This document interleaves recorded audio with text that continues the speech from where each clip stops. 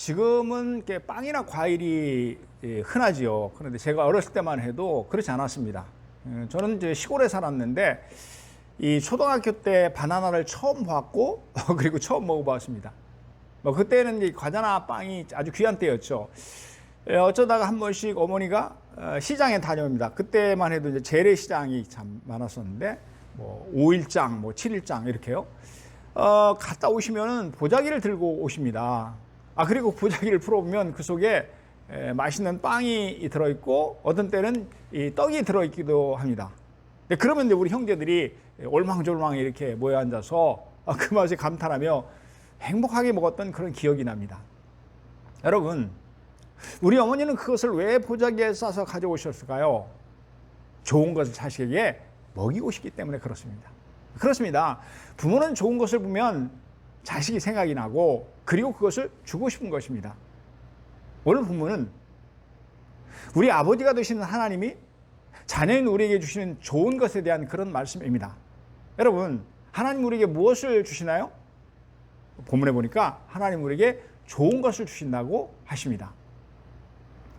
너희가 악한 자라도 좋은 것으로 자식에게 줄 줄 알거든 하물며 하늘에 계신 너희 아버지께서 구하는 자에게 좋은 것으로 주지 않겠냐. 이렇게 말씀하시죠. 너희가 악할지라도 좋은 것을 자식에게 줄 줄 알거든 구하는 자에게 좋은 것을 주지 않겠느냐. 이제 악한 부모일지라도 자식에게는 어떻게 해요? 좋은 것을 주신다는 것입니다. 하물며 우리를 참으로 사랑하시는 하나님 아버지가 어떻게 우리에게 하시겠냐는 거죠. 그러니까 악한 부모일지라도 자식에게 좋은 것을 준다고 한다면 하나님 아버지는 당연히 그리고 반드시 우리에게 좋은 것을 주신다는 말씀입니다. 그렇습니다. 하늘아버지가 되시는 하나님은 우리에게 좋은 것을 주시는 분이십니다. 여러분, 부모는 결코 이 자녀에게 해가 되는 것을 주시지 않습니다. 어떤 부모가 자식에게 독버섯을 주면서 먹으러 갑니까? 그렇지 않습니다. 절대로 주시지 않습니다. 부모는 자녀에게 좋은 것을 주십니다. 마찬가지로 사랑이 한이 없으신 하나님 우리 아버지도 자녀인 우리에게 해가 되는 것은 절대로 주시지 않습니다. 그분은 우리에게 좋은 것을 주십니다. 여러분, 우리 교회 안에는 많은 물건들이 놓여 있습니다. 그렇죠? 뭐 책상, 또 컴퓨터, 달력, 또 책장, 뭐 옷걸이, 선풍기, 에어컨 등등 참 많이 있습니다. 그런데 잘 살펴보면, 잘 들여다보면 이들 중에는 안 좋은 것이 하나도 없습니다. 좋으니까 이것저것을 배치해 두는 것입니다. 마찬가지로 하나님이 우리를 위해서 창조하신 모든 것은 우리에게 다 좋은 것들입니다. 천지를 창조하신 첫째 날에 여러분 하나님께서는 빛을 만드셨습니다. 그렇죠? 둘째 날에는 궁창, 셋째 날에는 땅과 바다, 넷째 날에는 해와 달과 별들, 그리고 다섯째 날에는 땅에 기는 모든 짐승과 가축과 새들을 만드셨습니다. 그런데 창세기의 이 구절들을 자세히 들여다보면 첫째 날부터 다섯째 날까지 계속해서 반복되는 표현이 있습니다. 뭔가요? 하나님이 보시기에 좋았더라. 하나님이 보시기에 좋았더라입니다. 하나님께서는 온갖 좋은 것들을 땅과 바다와 공중에 가득히 만들어 놓으셨습니다. 그래서 수많은 그런 동물과 가축들이 땅에 가득했습니다. 하늘에는 각종 새들로 가득했습니다. 바다에는 각종 물고기들로 가득했습니다. 아담과 하와가 살고 있는 이 에덴 동산에는 수많은 과일과 나무들 그리고 채소들로 가득했습니다. 그런데 이 수많은 것들이 하나님 보시기에 좋았다라는 것입니다. 그렇습니다. 하나님이 아담과 하와에게 주신 헤아릴 수 없을 만큼 많은 모든 것들은 한결같이 다 좋은 것들이었습니다. 하지만 그 후 인간이 타락함으로 세상에 좋지 못한 것들이 번성하게 되었습니다. 여러분, 그럼에도 불구하고 하나님은 지금도 자녀인 우리에게 날마다 좋은 것을 공급해 주십니다. 시편 103편 5절의 말씀입니다. 좋은 것으로 내 소원을 만족하게 하사 내 청춘을 독수리같이 새롭게 하시는도다. 아멘. 하나님은 좋은 것을 우리에게 주셔서 우리의 소원을 만족하게 하십니다. 그러니까 우리의 청춘을, 우리의 인생을 독수리같이 새롭게 해주십니다. 그렇습니다. 하나님 우리에게 좋은 것을 주셔서 우리로 만족하게 하시고 기쁘게 해 주십니다. 우리 로마서 8장 32절 말씀 우리 함께 읽겠습니다. 시작. 자기 아들을 아끼지 아니하시고 우리 모든 사람을 위하여 내주신 이가 어찌 그 아들과 함께 모든 것을 우리에게 주시 아니하겠느냐. 예. 어찌 그 아들과 함께 모든 것을 우리에게 주지 않겠느냐 이렇게 말씀하시죠. 사랑하는 여러분, 하나님은 우리에게 우리를 위해서 독생자를 주셨습니다. 하나님의 가장 소중한 것을 우리를 위해서 내어주셨습니다. 그런 하나님이신데 어째서 우리에게 좋은 것을 주시지 않겠느냐고 반문하십니다. 얼마든지 좋은 것을 우리에게 주신다는 그런 말씀입니다. 그렇습니다. 하나님은 오늘 또 우리에게 필요한 모든 좋은 것을 아낌없이 주시는 분이신 줄로 믿습니다. 아멘, 아멘. 평안을 너에게 끼치노니 곧 나의 평안을 너에게 주노라. 내가 너에게 주는 것은 세상에 주는 것과 같이 아니하니라. 너희는 마음에 근심하지도 말고 두려워하지도 말라. 예, 주님께서 요한복음 14장 27절에서 하신 말씀입니다. 여러분, 사건 사고가 그칠 새가 없고 걱정 의심이 떠날 날이 없는 험악한 세상에서, 그렇죠? 평안은 우리에게 꼭 필요한 것입니다. 우리의 삶 가운데 가장 필요한 것 중에 하나가 바로 평안입니다. 그런데 주님께서는 이 평안을 우리에게 주신다고 말씀하십니다. 어디 평안뿐입니까? 성경에 보니까 하나님 우리에게 필요한 기쁨을 주십니다. 우리에게 필요한 담대함과 용기를 주십니다. 우리에게 필요한 힘도 주십니다. 우리에게 필요한 지혜와 지식도 주십니다. 여러분 아멘입니까? 우리에게 꼭 필요하고 우리에게 좋은 것이라면 하나님은 우리에게 아낌없이 주시는 참 좋으신 분이십니다. 그렇습니다. 우리 하나님은 우리에게 좋은 것을 주시는 분이신 줄로 믿습니다. 좋은 것을 주시되 헤아릴 수 없이 많은 좋은 것을 우리에게 주시는 분인 줄로 믿습니다. 좋은 것을 주시되 우리에게 필요한 모든 것을 아낌없이 주시는 분이신 줄로 믿습니다. 아멘, 아멘. 예, 좋으신 하나님, 우리에게 날마다 좋은 것들을 아낌없이 주시는 그 하나님, 우리 함께 찬양하겠습니다. 좋으신 하나님.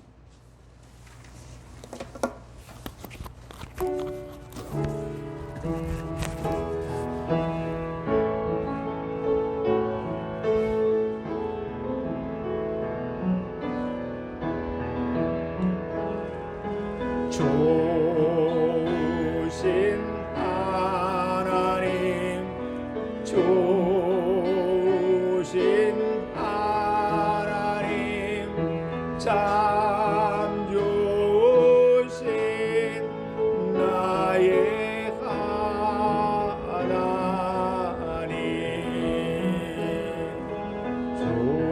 사랑의 하나님, 사랑의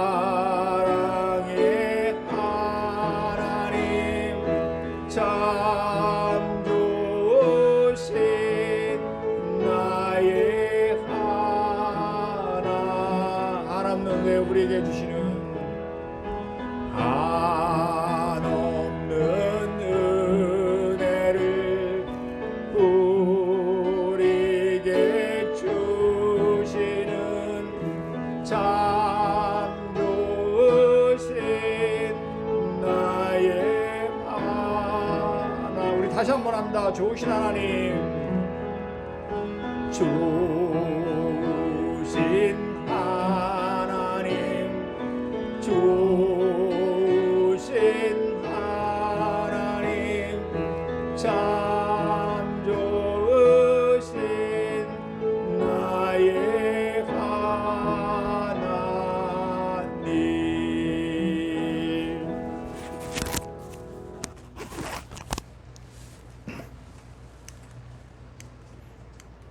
여러분 아멘입니까?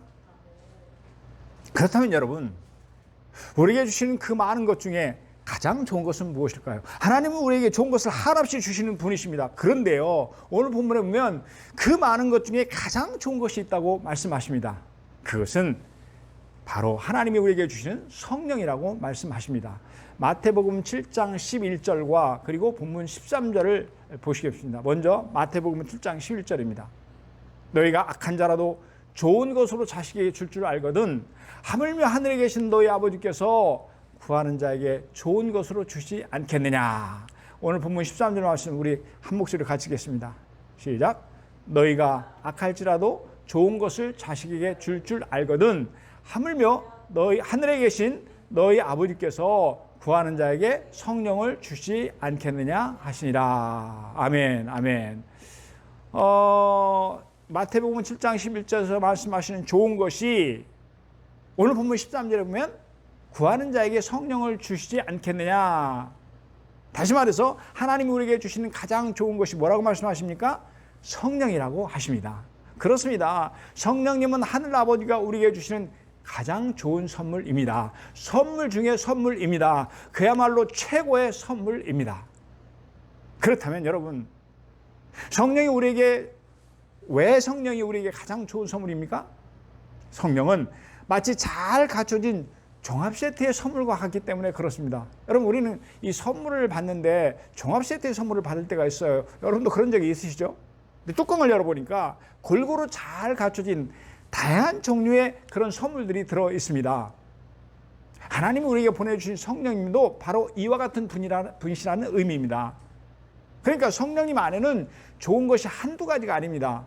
성령님은 온갖 좋은 것들을 다 가지고 계십니다.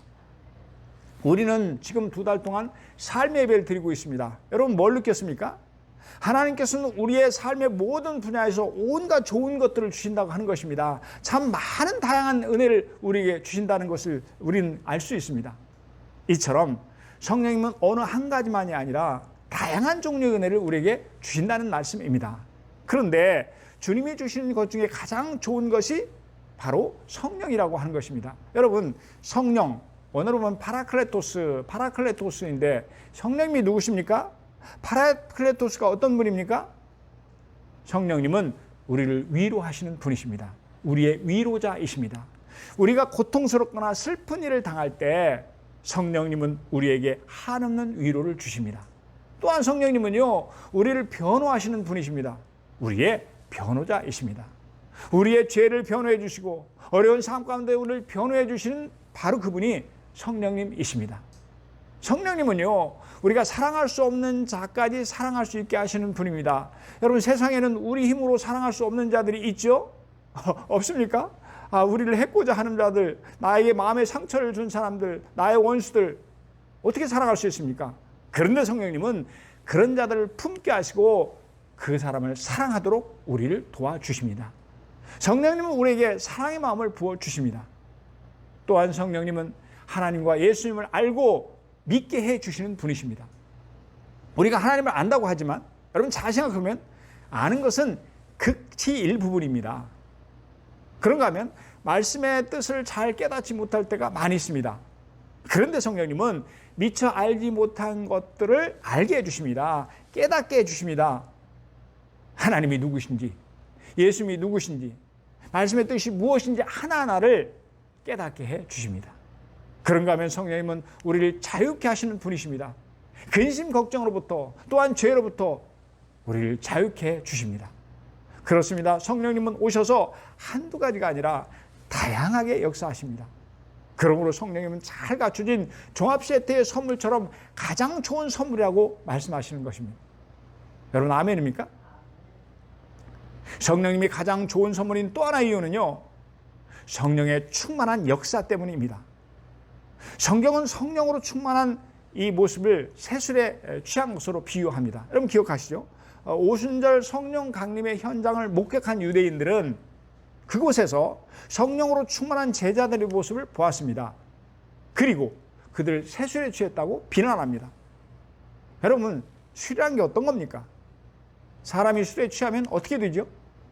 평상시 술 먹기 전에는 그토록 얌전했던 사람이 술에 취하면 완전히 달라집니다. 술에 취하기 전과 술에 취한 후가 전혀 다른 모습입니다. 성령 충만이 이와 같다는 것입니다. 성령으로 충만할 때와 그렇지 못할 때가 전혀 다르다는 것입니다. 그래서 에베소 5장 18절에 보면 술 취하지 말라, 이는 방탕한 것이니 오직 성령의 충만함을 받으라고 말씀하십니다. 여러분, 성령으로 충만할 때와 그렇지 못할 때 제자들의 모습이 어땠나요? 전혀 달랐습니다. 성령을 받기 전에 제자들은 믿음이 있었지만 또한 근심과 걱정도 많았습니다. 두려움도 많았습니다. 낙심할 때도 있었습니다.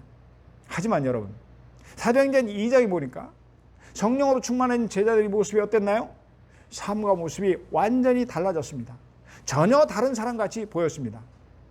근심 걱정은 그 어디에도 찾아볼 수 없었습니다. 이전의 두려움도 찾아볼 수 없었습니다. 이전의 낙심도 찾아볼 수 없었습니다. 한 번은요, 유대 관원들이 제자들을 붙잡습니다. 그리고 복음을 전하지 말라고 위협을 합니다. 왜요? 계속해서 제자들이 복음을 전하고 있으니까. 이때 베드로와 요한은 담대하게 말했습니다. 그들을 불러 경고하여 도무지 예수의 이름으로 말하지도 말고 가르치지도 말라 하니, 베드로와 요한이 대답하여 이르되 하나님 앞에서 너희 말을 듣는 것이 하나님 말씀을 듣는 것보다 옳은가 판단하라. 함께 읽습니다. 우리는 보고 들은 것을 말하지 아니할 수 없다 하니. 아멘. 예, 사도행전 4장 18절에서 20절의 말씀입니다. 당시 상황은요, 참으로 긴박했습니다. 그런 말을 하면 유대 관원들에 의해서 사형에 처해질 수 있는 아주 절박한 때입니다. 그럼에도 불구하고 그들은 그 앞에서 조금도 두려워하지 않았습니다. 사랑하는 여러분, 도대체 무엇이 있도록 그들을 달라지게 했나요? 바로 성령님이십니다. 성령으로, 그들은 당시의 제자들은 성령으로 충만해 있었습니다. 그렇습니다. 성령으로 충만하면 삶이 달라집니다. 여러분, 이 세상에 무엇이 사람을 변화시킬 수 있나요? 우리 경험하고 있잖아요. 사람이 변화된다는 게 쉽습니까? 남을 변화시키는커녕 자기 자신이 변화되는 것도 엄청 어려운 일입니다. 오직 성령으로 충만함이 우리를 달라지게 할 줄로 믿습니다. 그러므로 하나님이 주신 최고의 선물이 바로 성령인 줄로 믿습니다. 하나님이 주신 성령이 우리에게 최고의 선물인 이유는 성령님은 환경을 초월하는 기쁨을 우리에게 주시기 때문에 그렇습니다. 여러분, 바울과 실라가 복음을 전하다가 억울하게 감에 갇혔습니다. 그렇죠? 여러분, 사실 말이지 옥에 갇혀있는 사람에게 무슨 기쁨이 있습니까? 심지어 날이 새고 나면 참수형을 당할 텐데 어떻게 기뻐할 수 있냐고요. 그럼에도 불구하고 바울과 실라는 감옥에서 기쁨이 넘쳤습니다. 사도행전 16장 25절에 보면 이렇게 기록합니다. 한밤중에 바울과 실라가 기도하고 하나님을 찬송하며 죄수들이 듣더라. 한밤중에 바울과 실라가 어떻게 했다고요? 기도하고 하나님을 찬송하며, 이렇게 기록합니다. 이 구절에서 이 찬송은요, 그냥 찬송이 아닙니다. 원어를 보니까 휘내오인데 그 뜻은 기뻐서 외치다입니다. 그러니까 바울과 실라가 찬양했다는 것은 그냥 찬양이 아니고 기쁨의 노래, 즉 기쁨으로 가득한 신앙을 하나님께 올려드린 것입니다. 그들은 한밤중에 기뻐서 외치며 하나님을 찬양했습니다. 여러분, 아멘입니까? 사랑하는 여러분, 도저히 기뻐할 수 없는 상황 가운데서도 바울과 실라가 그토록 기뻐할 수 있었던 것은 무슨 이유입니까? 왜 그렇습니까? 바로 성령의 충만함입니다. 그들은 성령으로 충만했습니다. 이렇게 성령으로 충만하면 그 심령에 기쁨이 넘치는 것입니다. 그렇습니다. 성령님이 우리에게 충만한 기쁨을 주시기에 성령님이 가장 좋은 선물인 줄로 믿습니다. 좋은 것 중에 최고의 선물인 줄로 믿습니다. 아멘, 아멘. 그렇다면 이 최고의 선물인 성령을 위해서 우리가 해야 될 일은 뭔가요? 어떻게 하라고 본문은 말씀하시나요? 구하라고 하십니다. 그러니까 기도하는 자에게 성령을 주신다고 말씀하십니다. 우리 천천히 한 목소리로 같이 읽습니다. 시작. 너희가 악할지라도 좋은 것을 자식에게 줄 줄 알거든 하물며 너희 하늘 아버지께서 구하는 자에게 성령을 주시지 않겠느냐 하시니라. 아멘. 구하는 자에게 성령을 주지 않겠느냐, 기도하는 자에게 성령을 주신다는 말씀입니다. 그렇습니다. 성령이 이토록 좋은 것이기는 하지만 구해야 받게 됩니다. 그러므로 기도하는 자에게 그러니까 기도하는 자에게 성령을 주신다는 말씀입니다. 그렇다면 구체적으로 우리가 무엇을 기도해야 됩니까? 첫째는 성령 충만을 위해서 기도하시기 바랍니다. 고린도전서 12장 3절을 보면 여러분 이렇게 말씀합니다. 성령으로 아니하고는 누구든지 예수를 주시다 할 수 없느니라. 성령으로 아니하고는 누구든지 예수를 주시다 할 수 없느니라. 예수님을 주님으로 구세주로 고백하는 자에게는 이미 그 안에 성령님이 와 계신다는 그런 의미입니다. 그렇죠?